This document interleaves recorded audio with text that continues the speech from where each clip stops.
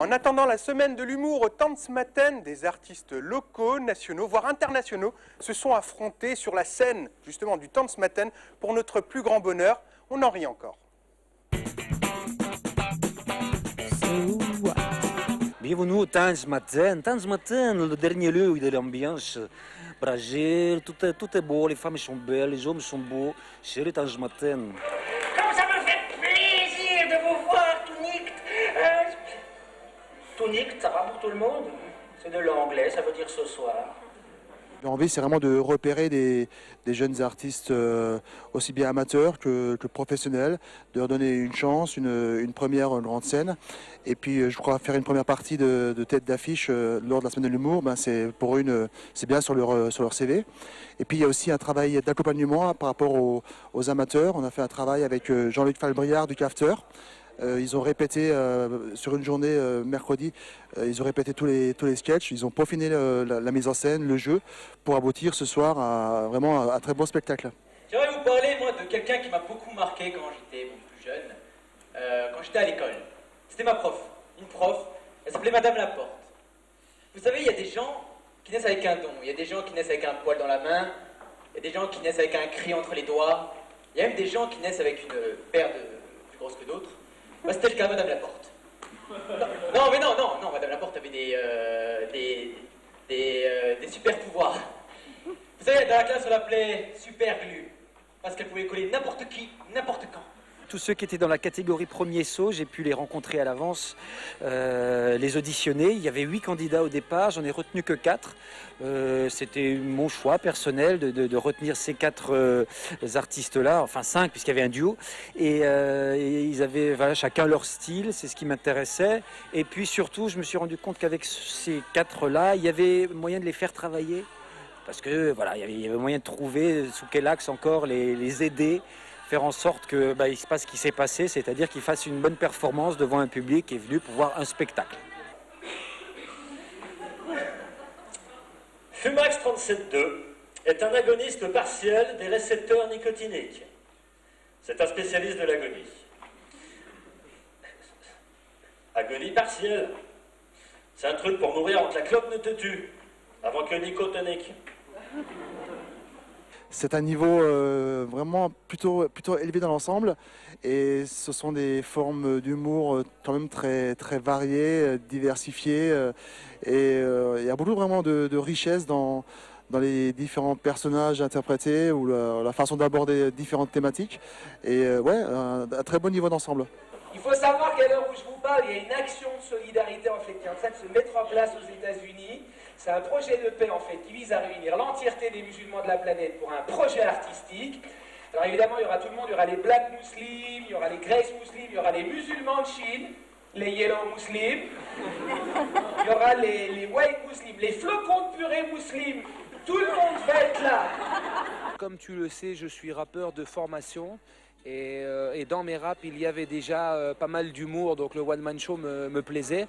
Mais la problématique, si tu veux, c'était de poser des sketchs sur une scène rap dans laquelle les gens sont debout. Ils sont pas là pour entendre les gens parler, ils sont là pour boire une bière, tu vois, bouger la tête. Et bon, quand je leur faisais des sketchs, souvent ça passait moins bien, donc j'étais un petit peu frustré, si tu veux. Donc je me suis dit, bon, je vais essayer de travailler dans le cadre du one-man show, de sortir du rap pour éventuellement plus tard mêler les deux, mais alors dans l'autre sens, tu vois. Dans un truc où les gens savent qu'ils vont m'entendre parler et qu'ils vont pas me crier dessus. Ferme ta gueule, rap, tu vois. Sauf papa, bien sûr. Sauf papa, bien sûr. J'écris 2 sketchs et alors j'ai joué celui-ci pour la 5e fois. J'ai joué 3-4 fois en Belgique et puis donc voilà, donc je suis venu, je suis débutant si tu veux dans le sketch, ça me plaît beaucoup, mais j'ai encore du travail pour tâter un peu le terrain parce que c'est un public totalement différent, tu vois, donc c'est un autre exercice quoi. Mais enfin bon, c'est pas si loin que ça non plus. C'est quand même une plume, tu vois, tu écris un texte, un fil conducteur. Il y a quand même beaucoup de choses qui m'ont formé dans le rap que je vais utiliser ici. Mais après, il faut trouver la finesse, tu vois, il faut essayer de comprendre un peu comment ça fonctionne, quoi. Donc si, parce que j'ai fait un tube, en fait, j'ai fait une chanson qui s'appelle Les Blancs ne savent pas danser, une chanson qui a cartonné au Cameroun. Si. Chanson dans laquelle il y avait cette mélodie extraordinaire qui faisait ceci, je vais vous la faire en exclusivité. La vérité, tu la sais, c'est que les blancs ne savent pas danser. Le seul blanc qui sait danser, c'était Michael Jackson. Il faut suivre l'actualité, hein. D'ailleurs, il faut que tu saches pour la petite anecdote que j'avais fait évidemment toute une partie sur Michael Jackson, sur la transition de l'islam parce qu'il s'était converti. Et alors, en fait, si tu veux, la toute première fois que j'ai joué le sketch, il est mort vraiment un jour avant. Donc là, j'ai pas eu le temps de changer évidemment le sketch. J'étais obligé de le jouer comme il était. Et je t'avoue que ça m'a foutu un petit peu quand même dans la merde. Mais enfin bon, c'est anecdotique, quoi. C'est comme ça. Un grand est parti. Ce ne sera pas le premier, ce ne sera pas le dernier. Donc voilà. À l'hiver, je bosse beaucoup avec vous, avec les SDF notamment. Voilà, c'était une promesse de votre président. Il avait dit plus de SDF en France d'ici 2 ans. Alors nous, on a envie que ce tremplin s'installe vraiment, que ce soit vraiment des temps forts d'ici des Tanzmatten, que ce soit un rendez-vous incontournable, que tous les jeunes talents de France ou même Belgique ou Suisse s'inscrivent dans ce tremplin, soit un passage obligé, c'est un petit peu notre souhait, et qu'on repère comme ça des jeunes talents, aussi bien au niveau national, mais aussi des jeunes talents au niveau de la région. On a vraiment envie que les jeunes talents alsaciens se frottent ici au tremplin et fassent une de leurs premières scènes ici. Proctologue et mélomane. La vie est parfois tellement injuste. Une fois ma consultation terminée, consultation qui ne restera pas dans les annales, il n'a rien décelé. C'est vraiment chouette d'avoir des gens qui viennent vous voir, un peu vous juger aussi. Et puis la timbale était bonne pour la cymbale, donc de venir rejouer avec Elisabeth Buffet dans une salle comble ici, une salle magnifique à Tanzmatten, j'avoue, c'était vraiment des super conditions, donc voilà, que demande le peuple. Le chef d'orchestre chinois, il dirige à la fourchette.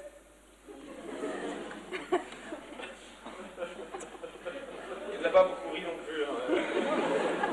Alors je vais vous expliquer parce que j'ai la folle idée de vouloir créer un spectacle sur l'art.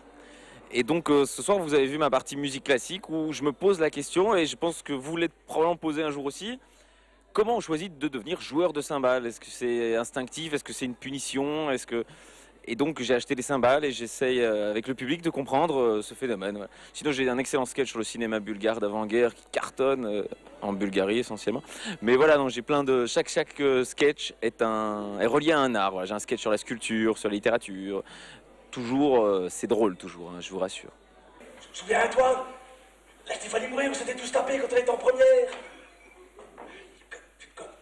Mais si, la Stéphanie Mouret, mais on l'a surnommée la chaudière. Tu as pas mis ton coup de poing?